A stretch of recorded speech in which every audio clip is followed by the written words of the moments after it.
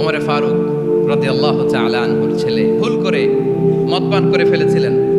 আব্দুর রহমান, ঘটনা ঘটেছে মিশরের গভর্নর তখন আমর ইবনুল আস রাদিয়াল্লাহু তাআলা আনহু।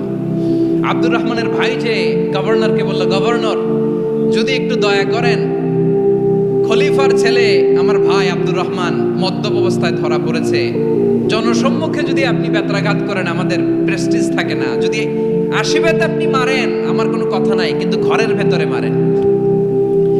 আব্দুর রহমানের ভাইয়ের সুপারিশ শুনে সাইয়েদনা আমর ইবনুল আস রাদিয়াল্লাহু তাআলা আনহু রাজি হয়ে গেলেন।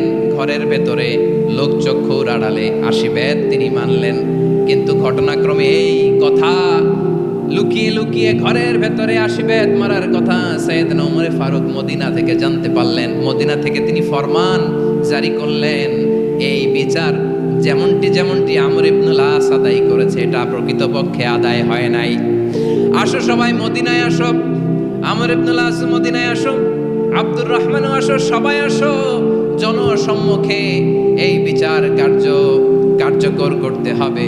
সাইয়েদনা ওমর ফারুক মসজিদে নববীর পিলারের মধ্যে নিজের ছেলেকে বাঁধলেন, আবার জনসম্মুখে 80টা বেত তার গায়ের মধ্যে মারলেন। মাজমুয়ে ফাতাওয়া ইবনে তাইমিয়া রাহিমাহুল্লাহ উনি এটা নকল করেছেন। এটা সবচেয়ে বিশুদ্ধ মত, আরো অনেক মত আছে। মারা গেছে কবরের উপর, ওগুলো বাদে দিলাম। কেমন খলিফা ছিলেন, কেমন খলিফা! পশ্চিমারা তোমরা জাস্টিস আমাদেরকে শেখাও, ইনসাফ কারে বলে সুশাসন আমাদেরকে তোমরা শেখাও।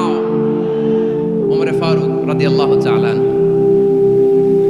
ওই বিচারকে তিনি ধর্তব্য মনে করেন নাই। মদিনাতে এনে আবার জনসম্মুখে আবার আশীর্বাদ মেরেছেন। মিশরে ওমর ফারুক রাদিয়াল্লাহু তাআলা আমর ইবনুল আসকে গভর্নর করে পাঠালেন। সেখানে আমর ইবনুল আসের ছেলে একটা প্রতিযোগিতায় রানার আপ হয়েছে। এক মিশরি সেখানে চ্যাম্পিয়ন হয়েছে। রানার আপ বুঝতে পেরেছেন তো? রানার আপ সেকেন্ড হয়েছে, এক মিশরি হয়েছে চ্যাম্পিয়ন প্রথম। কিন্তু গভর্নরের ছেলে ও জিততে পারে নাই। ও রাগে ওই মিশরির গায়ের মধ্যে কয়েকটা লাঠি দিয়ে বাড়ি মেরেছে।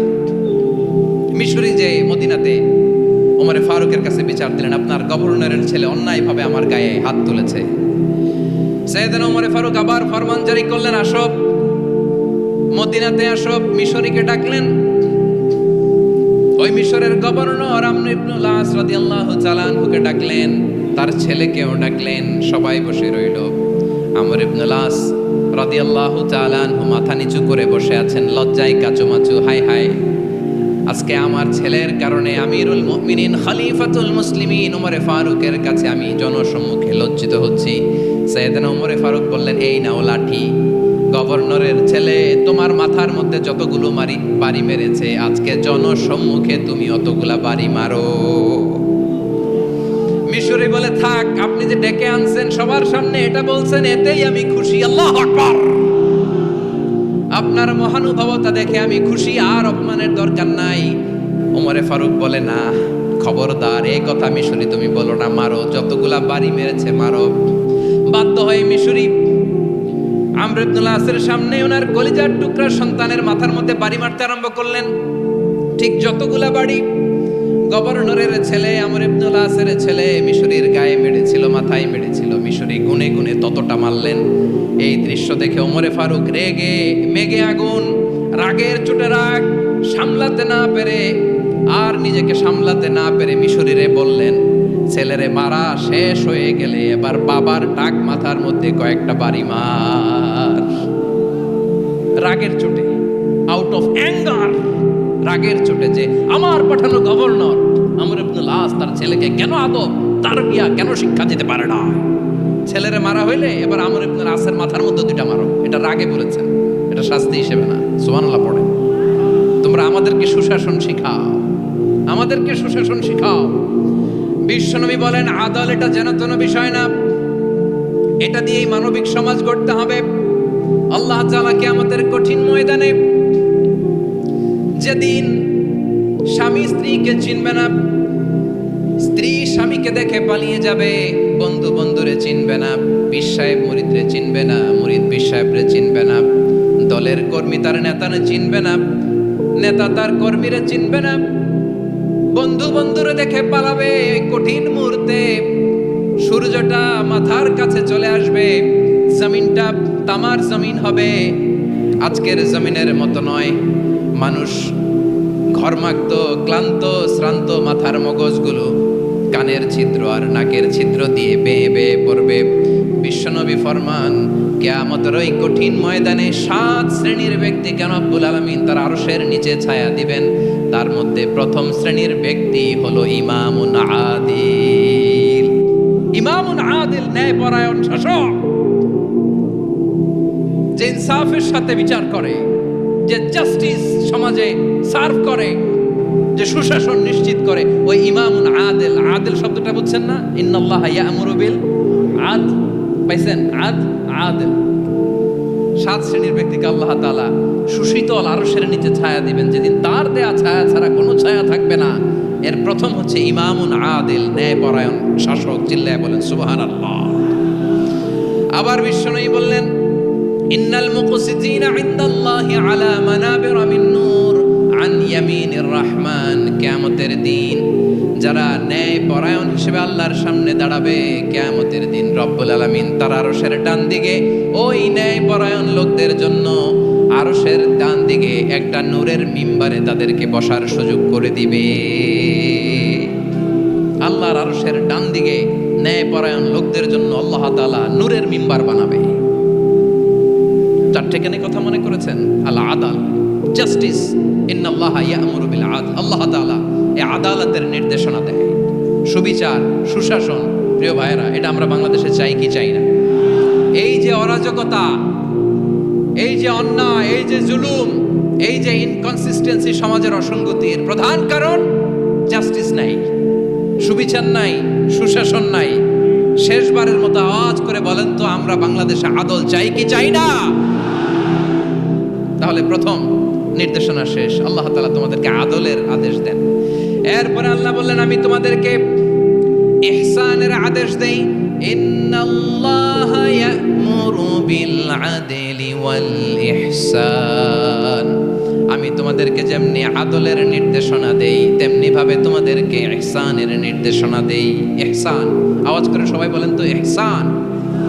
সবাই বলেননি? সবাই বললে এতটুকু আওয়াজ হবে আমি বিশ্বাস করি না। আওয়াজ করে বলুন আল ইহসান। ইহসান মানে কারো প্রতি সফট হার্টেড হওয়া, মহানুভব হওয়া, অনুগ্রহ পরায়ণ হওয়া, অনুগ্রহশীল হওয়া, একে অপরের প্রতি দয়াদ্র হওয়া। একে অপরের প্রতি দয়াদ্র, অনুগ্রহশীল হওয়া ছাড়া মানবিক সমাজ কশিনকালেও গঠন করা সম্ভব না।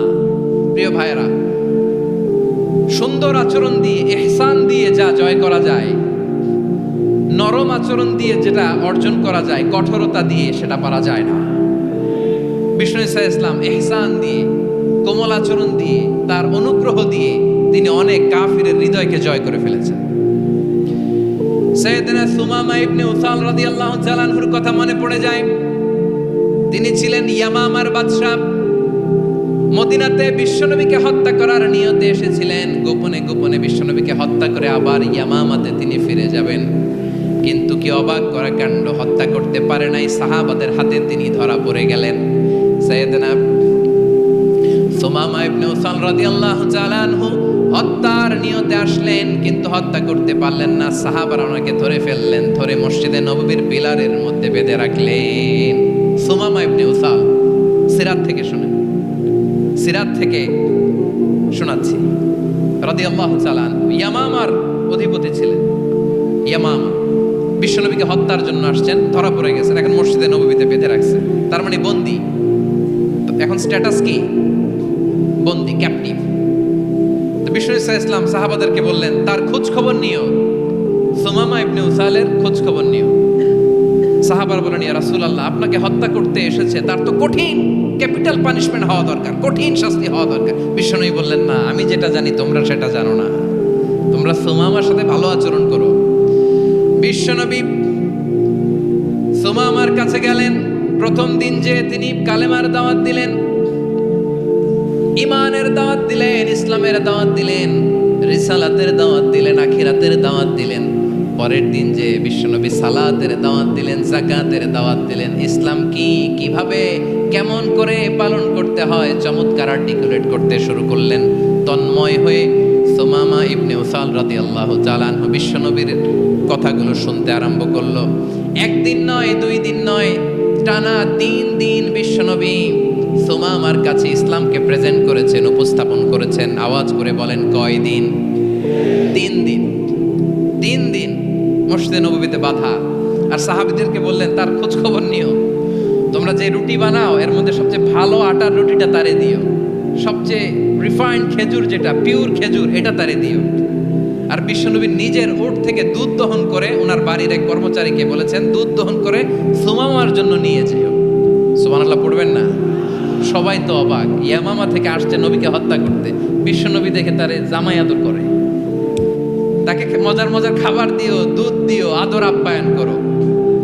1 দিন নয়, 2 দিন নয়, টানা 3 দিন বিশ্বনবী এভাবে সুমামার কাছে যেয়ে ইসলামকে প্রেজেন্ট করতে আরম্ভ করলেন, ইসলামকে উপস্থাপন করতে শুরু করলেন। আর তাকে চমৎকার এন্টারটেইনমেন্ট, আপ্যায়ন দিতে আরম্ভ করলেন। টানা 3 দিন যখন ইসলামের দ্য বিউটিজ অফ ইসলাম, ইসলামের সুমহান বাণী সৌন্দর্য উপস্থাপন শেষ, তাকে আপ্যায়ন শেষ, বিশ্বনবী বললেন সাহাবাদেরকে, যাও এবার সুমামার হাতের পায়ের রশি দুটো খুলে দাও। সাহাবারা বললেন, ইয়া রাসূলুল্লাহ, কি বলেন আপনি? ও তো হত্যাকারী, সুযোগ পায় নাই, আপনারে মারতে পারে নাই, ছেড়ে দিলে আবারও আপনার উপর তলোয়ার নিয়ে ঝাঁপিয়ে পড়বে। নবী, এই সিদ্ধান্ত আপনি নিতে যাবেন না। বিশ্বনবী বললেন, যেটা বলেছি সেটা করো, সুমামার রশিগুলো ছেড়ে দাও, সুমামার হাতে পায়ের রশিগুলো যে তোমরা খুলে দাও। সাহাবারা তর্ক জুড়ে দিলেন, লা ইয়া রাসূলুল্লাহ, এমনটা করবেন না, তো ভয়ঙ্কর ভয়ঙ্কর খুনি, কি জানি কি হয়ে যায়। বিশ্বনবী বললেন, না, তার হাতে পায়ের রশিগুলো খুলে দাও। সাহাবারা বিশ্বনবীর কথা মতো তার হাতে পায়ের রশিগুলো খুলে দিল। সুমামা মুহূর্তের মধ্যে মসজিদে নববী থেকে বের হয়, ইয়ামামায় ফিরে না যে মসজিদে নববীর পাশে একটা খেজুর বাগান ছিল, সেখানে চলে গেলেন। সেখানে একটা ছোট্ট কুয়া ছিল, কুয়ার পানি দিয়ে তিনি গোসল করলেন। সুবহানাল্লাহ পড়েন। কুয়ার পানি দিয়ে গোসল করে মসজিদে নববীর সামনে এসে বিশ্বনবী এবং সাহাবাদের সামনে দাঁড়িয়ে সাব্বাবা উঁচু করে বললেন, আশহাদু আল্লা ইলাহা ইল্লাল্লাহ ওয়া আশহাদু আন্না মুহাম্মাদান আবদুহু ওয়া রাসূলুহু।